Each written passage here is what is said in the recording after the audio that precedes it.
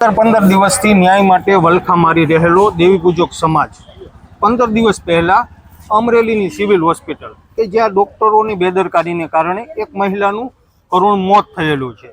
ડોક્ટરની સામે આક્ષેપો લાગેલા છે. ડોક્ટર ઉપર કેસ નોંધવામાં આવતો નથી, ગુનો નોંધવામાં આવતો નથી, ટ્રસ્ટીઓ ઉપર ગુનો નોંધવામાં આવતો નથી.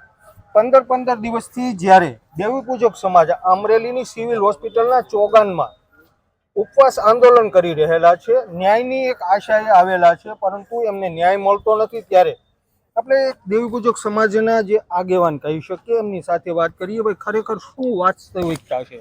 અમારા દેવી પૂજક સમાજની આ જે બેન દીકરીને અત્યારે મારી નાખવામાં આવી છે ડોક્ટરની બેદરકારીમાં, આજ 15 દી થઈ કોઈ સરકાર, કોઈ રાજનીતિ વાળા કોઈ આવતા નથી. અમે આ 15 દિવસે આજ બેઠા છે લાશ લઈને. કોઈ લાશને સંભાળીને તમે નથી સંભાળી, લાશને સંભાળી. તમારી માંગણી, યોગ્ય માંગણી શું છે? અમારે ન્યાય દો, ન્યાય આપો. ડોક્ટરની સામે ગુનો નોંધે પછી તમારે ટ્રસ્ટી સામે ગુનો નોંધે પછી જ આ લાશને સંભાળવાની છે. અત્યારે માની લો કે તમે 100 થી 150 દેવી પૂજક સમાજના આગેવાનો, નવયુવાનો, મહિલાઓ સહિત અહીં ન્યાય માટે બેઠા છો. તમને ન્યાયની આશા છે. 15 દિવસથી તો ન્યાય મળ્યો નથી, તો ક્યાં સુધી ન્યાય ઉપવાસ જ્યાં સુધી અમને જ્યાં સુધી દેવી પૂજક સમાજને ન્યાય નહીં મળે બેન દીકરીને, ત્યાં સુધી અમે લાશ ઉપાડવાના નથી, લાશ ત્યાં સુધી સંભાળવાના નથી. આવી માંગણી કરીને દેવી પૂજક સમાજ અત્યારે અમરેલીની સિવિલ હોસ્પિટલમાં જ્યારે ચોગાનમાં ઉપવાસ આંદોલન કરી રહેલ છે. ત્યારે આપણે સરકારને પણ આ વિડીયોના માધ્યમથી, મીડિયાના માધ્યમથી, દેવી પૂજક સમાજ કોઈ સરકારને સોંપડે સેવી કે નથી? સાચી વાત છે. તમને દેવી પૂજક સમાજ કોઈ સરકારને સોંપડે નથી એલા ભાઈ. હે, અમારું કોઈ વેલ્યુ નથી દેવી પૂજક.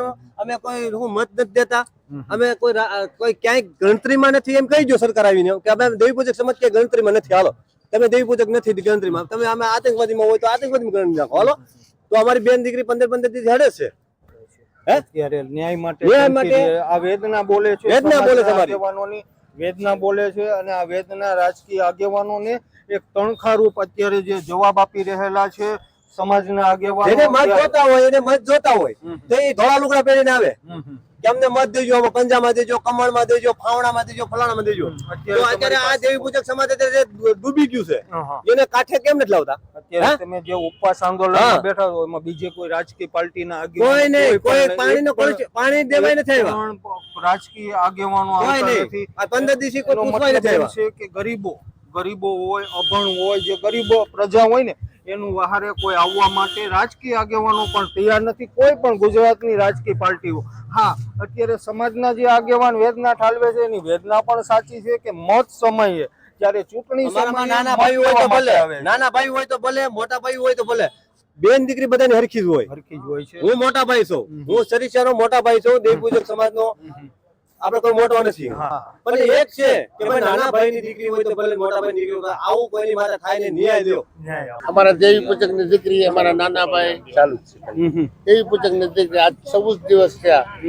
એક નસનું ઓપરેશન હતું અને આ લોકો આયા મેડિકલ કોલેજ આગળ છે એટલે જાનવર ગણી અને નસ કાપી નાખી. દીકરીની અત્યારે લાશ ભાવનગરની મારી પાસે. અમે ન્યાય માંગવી છે. એક એવો એક જ કેસ નથી, કેસ ઘણા અમારા બગાડે છે, પણ અમને જાનવર ગણે છે અમને દેવી પૂજક ને. કેમ કે અમે નાનો સમાજ છે, અમારી કોઈ ફરિયાદ, કોઈ અરજ કોઈ સાંભળતા નથી, કોઈ અમને ન્યાય આપતા નથી.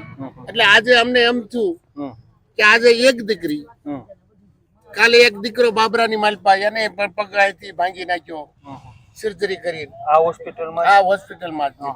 તો આવો કોઈ અમને ન્યાય નથી મળતો, એટલે ન્યાય માટે બધા ભેગા થયા છે કે આવું અમારા નાના સમાજ માટે કસડી નાખવાનું હું લેવા. અમને નાના સમાજને કોઈ અમારા આગેવાન હોય, કોઈ ભણતર વાળા અમારા હરસિંહભાઈ એવા છે, બધા એવા છે, તમારી જેવા તમામ મિત્રો છે, અને કોઈ ન્યાય આપવો અમને સરકાર શ્રી ન્યાય અપાવે તો ધન્યવાદ છે.